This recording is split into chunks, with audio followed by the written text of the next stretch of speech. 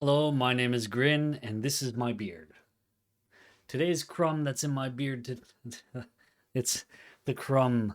The crumb in my beard is about AI and what it means for the future. And the reason why it's in my beard today is because my daughter is a very talented, in my opinion, artist.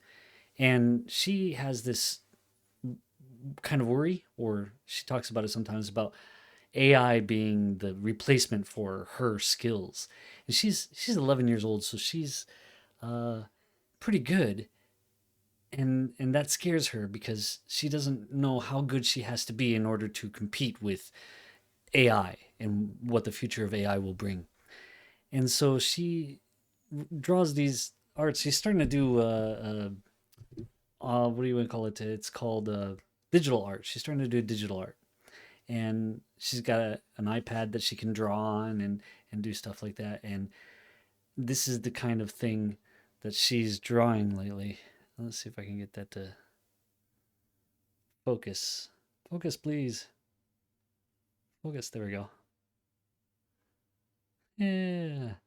And this is the one that got me right there. So you can see the little girl and then the little robot, which is AI, and she's saying, "Go on, steal it, steal it." She's talking about her art. Steal my art. See what happens. And her thought on this was, you know how AI has weird problems with it, like they can't do hands and stuff like that. And so she says, well, all I got to do is make weird art that the AI can look at and it'll be ugly, and then the AI won't do good art; it'll do ugly art. If only that were completely true, but uh, it doesn't quite work like that. But I can see the concern that she has. I mean, her she's got a lot of things that she can do. She can play piano, she can play drums. Not great, but she can. As she can read and write English and Japanese. She can draw. She's a very good artist. And these things are great talent skills. I don't know if it's talent, but it's skills. She's worked really hard at it. So I can't really call it a talent. It's not like she just naturally does it. She's been doing art for ages. I've got art over here on my wall from her that she's done. And I don't really want to promote her or anything like that because she's not 13. So on the internet, you can't have your own account or anything like that if you're under the age of 13. And I don't want other people's getting infatuated with her or being weird about it. And so I kind of protect her away from that. But I do, want her to have that feeling of other people seeing and enjoying her art versus, you know, why would they come to see my art when they can see the art of an AI that does, perfect images? And that's the thing. It's not perfect. AI isn't perfect, and it's kind of missing a soul in it. It's missing that aspect that we call creativity. Whereas it might seem creative and it can be thought provoking, but it's still missing the the what. What is it doing it for? The why. So her art has a real specific meaning to it, and whenever she does something, it's either to get better at what she's doing so she can do something else, or she's got a message that she wants to create in the art, which is exactly the way it should be, right? If you're going to do art. So I'm really proud of my daughter, and I think it's fantastic that she's working really hard at it, and I sincerely hope, even though I slightly believe that AI won't take that away from her in the future. I just really hope that when she's older and is doing art professionally, that there's work for her when when she's looking for it, when she wants to find paying work that allows her to do the thing that she enjoys doing the most, that she'll be able to do that.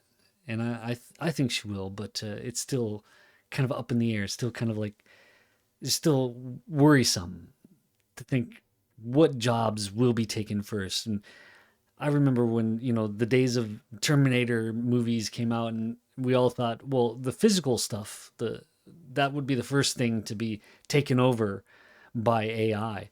And in a way it kind of was, because AI was, robots in a factory doing things perfectly, a million times over and over again.